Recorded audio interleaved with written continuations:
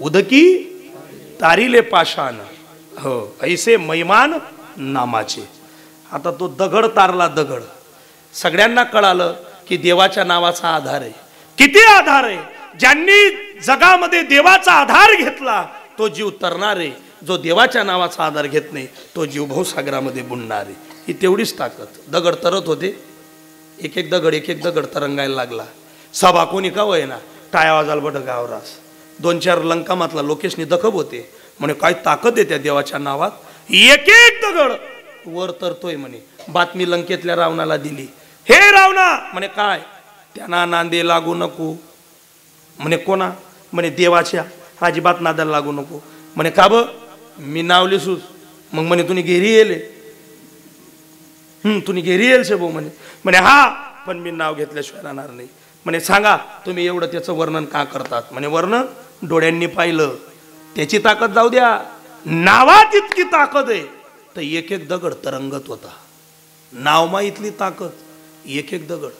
मी एक कीर्तन मा असंच सांग राहीन. तू देवाच्या नावाने दगड तरला, देवाच्या नावाने दगड तरला, देवाच्या नावाने दगड तरला. एक जण संतापमा उठना म्हणे अहो यान पुढे काही सरकत नाही बा. असं उठणार एक जण संतापमा. तो म्हणे महाराज तुमले कीर्तन कराल कितला दिन घ्यात. म्हणतो 15 वर्ष झाले बा. म्हणे तुम्ही रोज देवाचं नाव घेता का. म्हणतो हा. चला म्हणे तुमले तापीमा टाकी नको. तुम्ही वर येता का. हो काका. असा येडापणा करू नको. मी पहिले बी सांगा आमना पाकिट आमले दाबी देतीन याल वर येऊ देऊ नका बा. ते सोपं. ते सोपं. तुम्ही नंदुरबार जिल्ह्यात काही लोक येतात. आपण पहिले एकच होतो पण नंदनगरी एवढी सोपी नाही महाराज. आम्हाला एकही वारकरी साधू मिळाला नाही. पण आम्हाला काही क्षण माऊलींचा घडला म्हणून आमचा काही परिसर हा कृपांकित झाला. पण तुम्हाला सांगू तापी माईच्या त्या तीरावर एकही वारकरी साधू आम्हाला मिळाला नाही. जर आम्हाला एखादा मोठा वारकरी साधू मिळाला असता तर आमच्या परमार्थात तेवढीच प्रगती झाली असती. पण तुम्हाला त्याच्याही पुढचं एक वाक्य बोलतो. आम्ही तेवढेही कमी नाहीत. तापी माईचा आशीर्वाद आमच्या डोक्यावर आहे. माऊलींसारखे संत आम्हाला भेटलेत. पण तुम्हाला सांगू आमच्या तापी माईच्या त्या तीरावर एक साधू असा घडला ज्यानं उभा आयुष्य जगाला राम शिकवला. त्या व्यक्तीनं राम शिकवता शिकवता हृदयात असा राम ठसवला. जो माणूस ज्या माणसाने आपला देह ठेवला, देह ठेवल्यानंतर सुद्धा ज्या व्यक्तीचं हृदय राम म्हणत होतं त्या पूजनीय दगाजी बापूच्या परंपरेतून आम्ही जगतो. ही ताकद आहे. एक वारकऱ्याला फक्त रामराम राहिला तरी नर्मदा माईच्या आत गेलेलं शरीर पुन्हा वर आलं. अधिकार होता की माझा एक शिष्य विना रामराम म्हणण्याचा माझी वाट पाहतोय. मला रामराम करावं लागेल. गेलेला देह वर यावं ही कलियुगातली ख्याती आहे. ऐसा साधू होणे नाही. हा आमना पा गाड्या होई घ्यात. शर्ट चांगलं घालायला लागूत. कांजीच कांजी असं पा शर्ट दिसतं समोरनाला वाटस यानं कितल्या ओव्या पाठ होतीन बा असं वाटतं समोरच्याला. आमची राणी बदलली. आम्हाला पैसा मिळाला पण आतून समाधान नाही. हे कधी लक्षात घ्या. तुम्ही म्हणाला आतून समाधान का नाही. आम्हाला माहिती आहे आम्ही त्यांची बराबरी कधीच करू शकत नाही. आम्ही वरपंकच भक्ती करतो. आम्हाला त्याच्यातली समाधानी नाही. सोपं नाही ते. आम्ही नाही येणार वर. आमले जर बोडनाता द्या ते उलट देवच सांगे जाऊ द्या एक घ्या खुद खुद बाकी नसणं काय करणं आहे बस. ही ताकद आहे. पण देवाच्या नावाची ताकद आहे का किती गोड आहे. हो लंकेतल्या रावणाला कळालं की देवाच्या नावानं दगड तरतो. रावण काय म्हणे माहिती का. असं जर सांगितलं तर सगळे लोक रामाकडे जातील. मी पण प्रयत्न केला पाहिजे म्हणून रावणनी चॅलेंज दिलं म्हणे आपलं बी नाव टाक द्या बॅनर लाई द्या मी दगड तारायला तयार आहे. कोणी घेरी येल होती समजी राय ना तुमले. रावणनी घेरी येल होती. आणि मावशी नेमन ऐका ज्याले घेरता येस त्यांनीच घेरो. म्हणजे मी बोलायला नको पण आमच्या खानदेशात ती पद्धत फार आहे. माझा मुद्दा नेमन ऐका. मावशी झोपी घ्या. हा नेमन ऐका. ज्या बाईले घेरता येसोय त्याच बाईनी घेरान. आखा गावले पापडे काऊन सवय पण जिले घेरता येस तिना डिमांड दाखा तुम्ही ताई आमना पापडे घेर द्या ना ताई आमना. ती बहीण काय सांग पहिले म्हणा नातू समायना पडी तो नातू बी गंदा मंदा शेंबड्या शेंबड्या बाहेर निघस त्यांना पण आपले समायना पडत बो घेरान करता. त्या बाईने घेरायला सुरुवात केली आणि त्या पीठमा 50 गट होया. त्या बाईला समजी घे आता आपलं काही खरं नाही बुवा आपला डिमांड खलास व्हा माय. मग ती बाई काय म्हणते माहिती का लय बो म्हण ना तू तो रडी राह ना रडी नाही तू ना साडा पाडीन चालली नेमन करता ते. तू काय सांग राहिली नाही नाही नाही लय बाबा नातू नातू बी तू काही नाही, तुझ्याकडनं चूक झालेली. जिले गेरतायस ना तिनेच गेलो, ज्याला म्हणतायस ना त्यानेच म्हणू. मी एकदा वर म्हणाल गो वरणावर आटकी गुफाज नाही विचार करत आहो भाऊ शेका घ्या भाऊ काय माहित म्हणे. मला जे येतं मी तेच करतो, जे येत नाही मी ते करत नाही. ताठ्या माणसाला जे जमतं तेच. मुंबईनी बाई निमगुड माऊनी आणि त्या बाईने घेरणाऱ्या बाया पाहिल्या आणि ती बाई म्हणे त्या बायांना सांगायची एकदा मला घेरू द्या. निमगुईन बाई म्हणे गेरी येले येईल नेमन घेरू द्या म्हणे आधी. मुंबईनी बाई निमगुई मा बरं का सर्जेराव महाराज, आणि ते काय आगाऊपणा करे एकदा मला घेरू द्या. निमगुईन बाया म्हणे नेमन गेरी येईल शे आई बहिणीले घेरू द्या. याते लगून आयताच पापडे वाद गई म्हणे येईल घेरू द्या म्हणे. आणि जवळ ती घेराला उभी राहिनी हो हो जवळ उलटा बघा ना अंगवरून ती म्हणे हाय ती मग मी असा प्रयत्न करावं नाही बुवा. हे ज्याला जमतं त्याला. तसं रावणनी गेरी येल होती. तुमले तर बोलायलाच नको पाहिजे हाती, पण जुन्या माता मावल्यांचा परिश्रम फार सुंदर आहे महाराज. ज्याला जे जमतं त्याने ते करावं.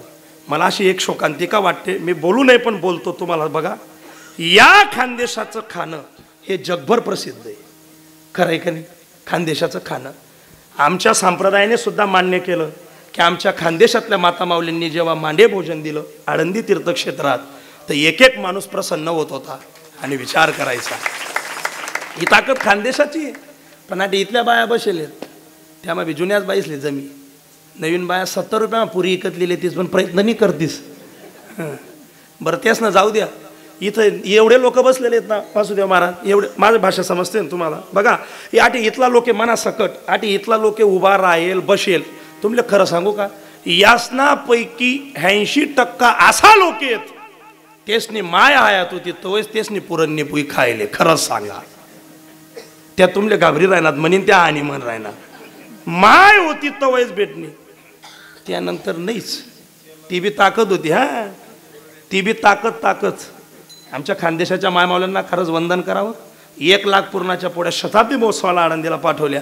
तिकडचा एक माणूस पुरण खात होता, इंजिनियर असलेला. असं पुरण खात होता. तो बाजूच्याला सांगायचा का हो सर याच्यात पुरण गेलं कसं. डोकं लावू नको नुसता खाय.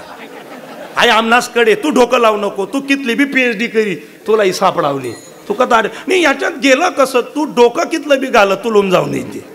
ती कॉपीच करता येत नाही. ही ताकद आहे तुमची खरंच. एक बाई अरे काय ताकद होती. पाटे 4 वाजेला उठून 10 वाजेपर्यंत 50 लोकांच्या एकत्र कुटुंबाच्या 50 पुऱ्या एकटी बाई टाकायची. ही खानदेशातल्या बाईची ताकद होती. पाटे 4 उठीन 9 वाजेपर्यंत 50 पुऱ्या एकच बाई करे. आता गरमा 3च जण आहेत. अख्खा गावमा दाय फिरावस पुरण करणं हे पुरण करणे पुरण करणं हे पुरण करणे. अरे काय प्रसंग आला.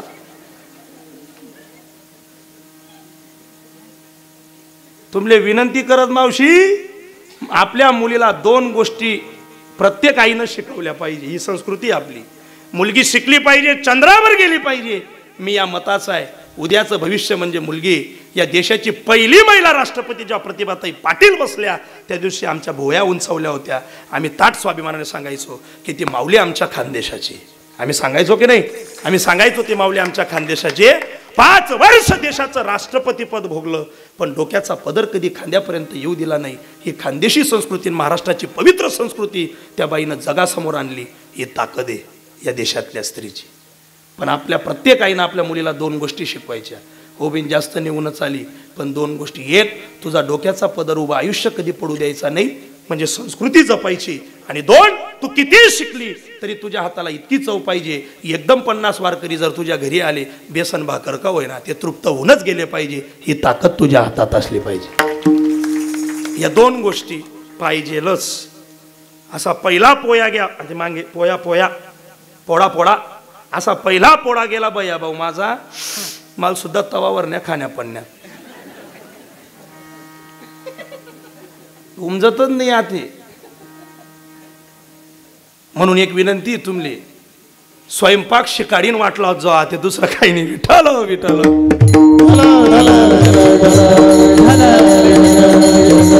ही पाककला आहे ती आपण शिकवलीच पाहिजे. तेवढी ताकद जाऊ द्या आपल्याकडे. रावणाने विचार केला मी तारतो मी. सगळे लंकेतले लोक म्हणे येऊ द्या दखूच आऊ बी काय करस. यांना बी 10.5 घ्यात म्हणे आधी दखितल्या म्हणे आधी नेम. हां मग काय केलं मुद्दा आहे का बरं. एवढाच मुद्दा आहे. रावणाने गर्दी गोळा केली तात्या आणि रावण दगड घेऊन गेला, पाण्यात उतरला, डोळे बंद केली, दगड डोळ्याला लावला, लोक आज झटकेत, काही नाही शक्य, नाही शक्य, नाही शक्य. रावणानं दगड घेतला, दगड पाण्यात टाकला, जो दगड पाण्यात टाकला तो दगड पाण्यात तरला. तुम्ही विचार करल्या मी चहा पियेस तिथला मग गाव माझा येईल. एक मतून सांगा बुवा, जो दगड रावणाने पाण्यात टाकला तो दगड पाण्यात तरला.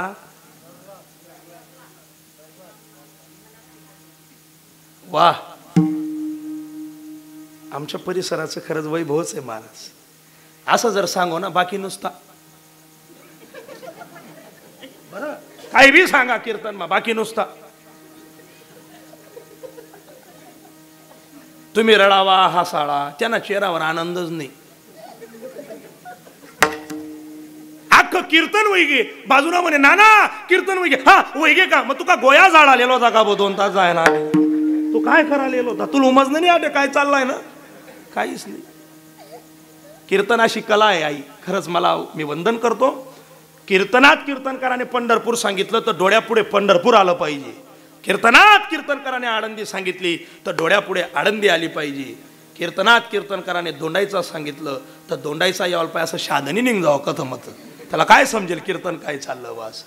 जो दगड पाण्यात टाकला तो पाण्यामध्ये तरंगला, जसा तरंगला रावणही खुश झाला, म्हणे पाहिलं काय ताकद आहे. लंकेतली लोक म्हणायला लागले, म्हणे खरंच रावणामध्ये ताकद आहे, रावणाने दगड तारला, रावणाने दगड तारला. बातमी मंडोदरीला गेली, मंडोदरी प्रभू रामचंद्रांची सच्ची आणि निस्सीम भक्त, तिला माहित होतं जगाच्या पाठीवर तारणं हे फक्त त्यालाच जमतं, इथे वशिला केला असेल. तिलाही विश्वास नव्हता, काहीतरी शेज म्हणे, काहीतरी शेज.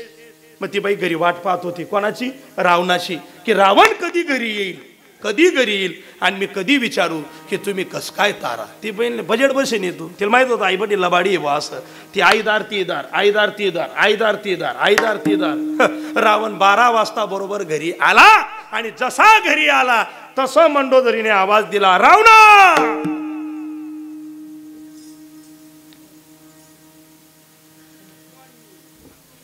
कसा आवाज दिला असा, तुम्ही ब्याज म्हण राहणार, अर असा आवाज होई का. रावणनी रावणा तलवार लईन फिरे म्हणतं, रावण तलवार. मंडोदरीला माहित होतं इथं पथ्य, इथं नियमित, असा आवाज नाही दिना. जी स्त्री आपल्या मालकाला संसारात नाव धरून हाका मारते त्या बाईच्या संसारात तिला दरिद्रता येते, गरिबी येते. माणूस कसा का होईना तो संध्याकाळ गल्या का मोजत ये ना. प्रत्येक बाईने अंगणमा बाहेर निघाणं परात लयाने त्याला सांगा ना, स्वामी या तुमचे पाय या परातीत टाका, मला धुवायचे.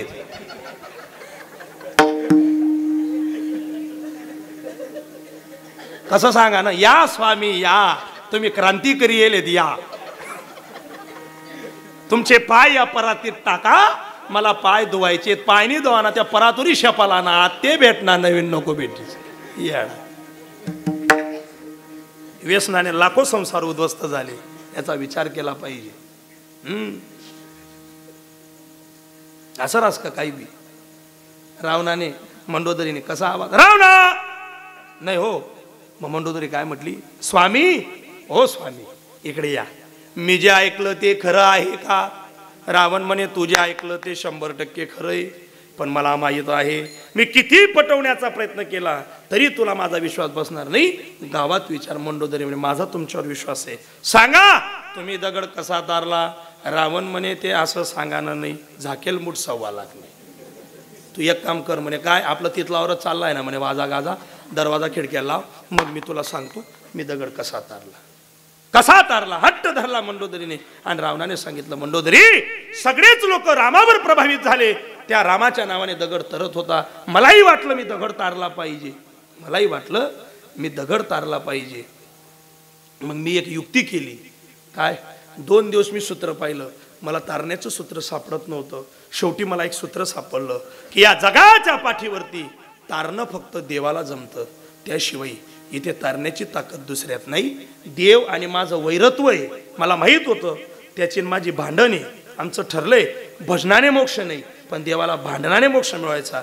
माझं आणि त्याचं 3 पिढीचं वाकडं, मी त्याचं नाव कसं घ्यावं. पण मला वाटलं की या जगात ताकद फक्त त्याच देवाची. तो देव माझा वैरी होता तरी मी त्या देवाला शरण गेलो, डोळे बंद केले, दगड घेतला, पाण्यात उतरलो आणि त्या दगडाला रामाची शपथ घातली. तरला तर बरं आहे, नाही तर तुला रामाची शपथ, त्या शपथीनं तो दगड तरला. हा इतिहास आहे.